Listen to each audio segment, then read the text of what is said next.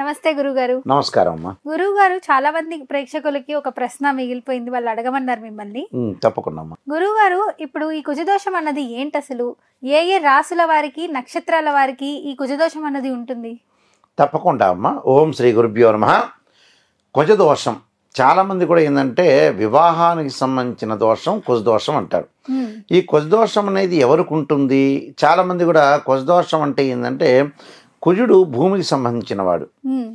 అంటే ఒక్కొక్క జాతకంలో మనకేమిటి అని అంటే కుజుడి యొక్క ప్రభావం వల్ల భార్యాభర్తలకి తగాదలు, గొడవలు, మనశ్శాంతి లేకపోవటం, తర్వాత కోర్టు సమస్యలు, పోలీస్ స్టేషన్కి వెళ్ళటం, ఇలాంటి సమస్యలు ఎక్కువగా వస్తుంటాయి.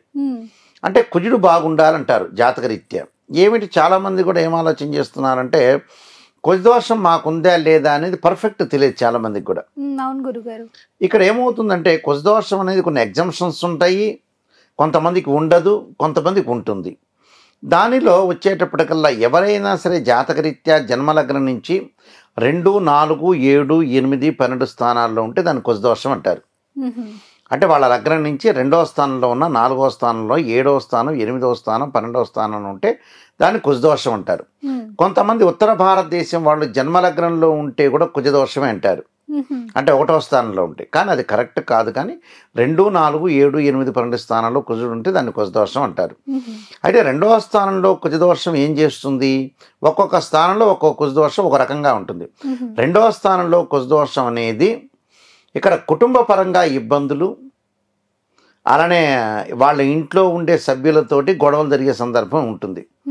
ధనపరంగా కూడా కొంత ఇబ్బందులు, భూ వివాదాలు, కోర్టు కేసులు, భార్యాభర్తల మధ్యలో అనురాగం అనేది ఉండకపోవటం, ఇలాంటివి 2వ స్థానం సూచిస్తారు.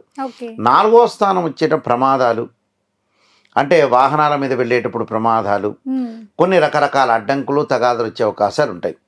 7వ స్థానంలో వచ్చేటప్పటికల్లా భార్యాభర్తల మధ్యలో సఖ్యత ఉండదు, అంటే మ్యూచువల్ అండర్స్టాండింగ్ అనేది ఉండదు. అంటే ఏదో రకమైన తగాద, అంటే అకారణంగా కూడా కలహాలు వచ్చే అవకాశాలు గ్యారంటీగా ఉంటాయి. అంటే ఏదో ఒక రకంగా భార్యాభర్తల మధ్యలో డిఫరెన్స్ ఆఫ్ ఒపీనియన్స్ వచ్చే అవకాశం ఎక్కువ ఉంటుంది. అలానే 8వ స్థానంలో కుజుడు ఏంటంటే స్త్రీలకు వచ్చేటప్పటికల్లా ఆరోగ్యరీత్యా కొంత దెబ్బతీయటం, ఆరోగ్యపరంగా అనుకూలంగా లేకపోవటం, ప్రెగ్నెన్సీ టైంలో కూడా కరెక్ట్గా లేకపోవడం జరుగుతుంది. 8వ స్థానం ఏంటంటే ఆయుష్ సంబంధించిన స్థానం. మగవాళ్ళకి ఆయుష్ గండాలు, అంటే స్త్రీలకు వచ్చేటప్పుడు ఆమెకి ఆరోగ్యపరంగా ఇబ్బందులు కలుగుతాయి, మాంగళిక దోషం అని అర్థం స్త్రీలకి, అంటే భర్తకు కూడా ప్రమాదాలు జరిగే అవకాశాలు ఎక్కువ ఉంటాయి అని అర్థం. అదే మగవాళ్ళకి 8వ స్థానంలో కుజుడు ఉంటే వాళ్ళకు కూడా ఆరోగ్యపరంగా దీర్ఘకాలిక వ్యాధులు, సమస్యలు, తగాదలు, గొడవలు, పోలీస్ స్టేషన్, కోర్టు సమస్యలు వచ్చే అవకాశాలు ఎక్కువ ఉంటాయి. అలానే 12వ స్థానంలో కుజుడు ఉంటే ఏంటంటే పరస్పరం భార్యాభర్తల మధ్యలో అట్రాక్షన్ అనేది ఉండదు, అంటే లవ్ అట్రాక్షన్ అనేది ఉండదు, అంటే ప్రేమగా కాపురం చేయటం అనేది ఉండదు. అంటే డబ్బు సమస్యలు వస్తాయి, తగాదలు వస్తాయి, కోర్టు సమస్యలు వస్తాయి, ఇలాంటివన్నీ కూడా సమస్యలు రావడానికి ఏంటంటే 12వ స్థానంలో కుజుడు దోషం ఉండటం వల్ల. ఇది కుజుడికి సంబంధించింది. అయితే కొంతమంది నక్షత్రాల వాళ్ళకి చాలామంది కూడా తెలియదు, కొంతమందికి నక్షత్రాల వాళ్ళకి కొంత ఎగ్జంప్షన్ ఉంటుంది. అంటే ఆ ఎగ్జంప్షన్ ఏంటి అనేది చూసుకోవాలి. అంటే కుజదోషం ఉన్న ప్రతి జాతకులకి 2, 4, 7, 8, 12 స్థానంలో కుజదోషం ఉన్న ప్రతి వాళ్ళకి కుజదోషం కాదు, అది చాలా మందికి తెలియదు. కొన్ని నక్షత్రాల వల్ల కుజదోషం ఉండదు. ఆ నక్షత్రాలు ఏమిటంటే 13 నక్షత్రాలు ఉంటాయి.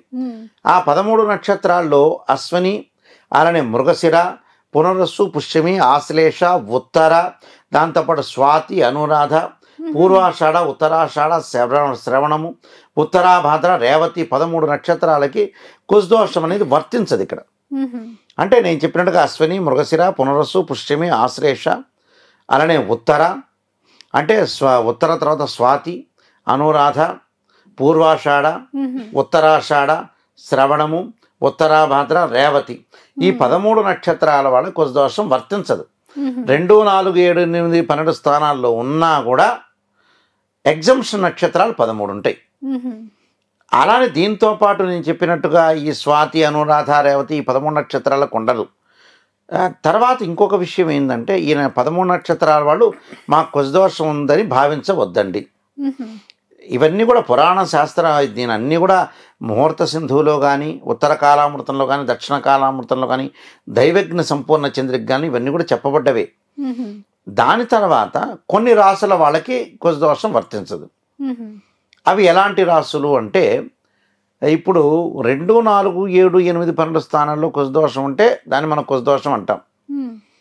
దానికి ముఖ్యంగా మిథున అంటే మిథున రాశిలోను కన్యా రాశిలోను కానీ మిథున లగ్నంలో కానీ కన్యా లగ్నంలో జన్మించిన వాళ్ళకి 2వ స్థానంలో కుజదోషం అనేది వర్తించదు అంటే పనికిరాదని అర్థం. అది రాశిలో కానీ లగ్నంలో కానీ. అలానే మేషవృచ్చిక రాశుల్లో కానీ మేషవృచ్చిక లగ్నాల్లో జన్మించిన వాళ్ళకి 4వ స్థానంలో 4వ స్థానంలో కుజదోషం అనేది వర్తించదు. అలానే మకర కర్కాటక రాశుల్లో జన్మించిన వాళ్ళు కానీ మకర కర్కాటక లగ్నాల్లో జన్మించిన వాళ్ళకి 7వ స్థానంలో కుజదోషం అనేది వర్తించదు. దాని తర్వాత ధనస్సు మీన రాశుల్లో కానీ ధనస్సు మీన లగ్నాల్లో జన్మించిన వ్యక్తులకి 8వ స్థానంలో కుజదోషం అనేది వర్తించదు. వృషభ తుల రాశుల్లో జన్మించిన వాళ్ళు కానీ వృషభ తుల రాశుల్లో కానీ లగ్నాల్లో కానీ జన్మించిన వాళ్ళకి ద్వాదశంలో అంటే 12వ స్థానంలో కుజదోషం వర్తించదు.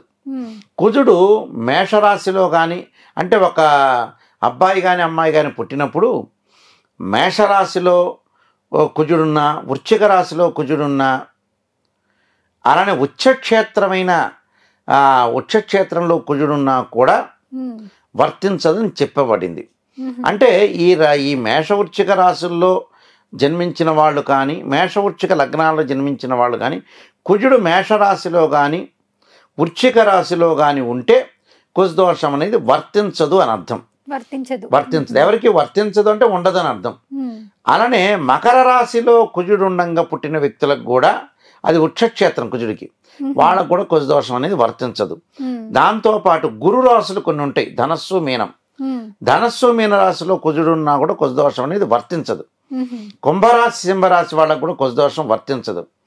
అలానే గురు కుజులు కలిసినా కూడా కుజుడు ఎఫెక్ట్ అనేది చెయ్యదు. అంటే ఇవన్నీ కూడా ఉన్నాయి, మనం ఇవన్నీ కూడా చూడాలి. అంటే కుజుడు ఇక్కడ ఉచ్చక్షేత్రంలో ఉన్నా మిక్షత్రక్షేత్రంలో ఉన్నా కూడా మనకి వర్తించదు. దాంతోపాటు ఇంకా కొన్ని ప్రత్యేకతలు ఉన్నాయి కుజదోషం పోవడానికి. రాహు కానీ శని కానీ వాళ్ళ జన్మలగ్నం నుంచి 1, 4, 7, 8, 12 స్థానాల్లో ఉంటే కుజదోషం అనేది వర్తించదు. కుజుడు కూడా మంచి క్షేత్రంలో ఉండి అంటే ఉచ్చలో ఉన్న స్వక్షేత్రంలో ఉన్న మళ్ళీ మూల త్రికోణంలో ఉన్నా కూడా కుజదోషం అనేది వర్తించదు. అంటే ఎగ్జంప్షన్ అని అర్థం. అంటే ఇవన్నీ కూడా చాలా విషయాలన్నీ కూడా గమనించి ముందుకు వెళ్ళాలి. గమనించి మనం ముందుకు వెళితే మనకు మంచి జరిగే అవకాశాలు ఎక్కువ ఉంటాయి. అంటే కుజదోషం గురించి కొన్ని పరిహారాలు అంటే కుజుడి మీద గురు దృష్టి ఉన్నా గురువు చూస్తున్నా వాళ్ళకి అంటే గురువు 5వ స్థానాన్ని 9వ స్థానాన్ని 7వ స్థానాన్ని చూస్తారు. చూసిన వాళ్ళకు కూడా గురువు కుజుడిని చూస్తే ఎట్టి పరిస్థితుల్లో కూడా వాళ్ళకి కుజదోషం అనేది వర్తించదు, ఇబ్బంది పడాల్సిన పని లేదు. ఒకవేళ నిజంగా కుజదోషం ఉంది అనుకుందాం, ఉంటే దాని యొక్క పరిహారాలు చేసుకొని ముందుకెళ్తే చాలా మంచిది. రకరకాల పరిహారాలు అనేవి ఉంటాయమ్మా. చాలా చక్కగా చెప్పారు గురుగారు, ధన్యవాదాలు. నమస్కారం.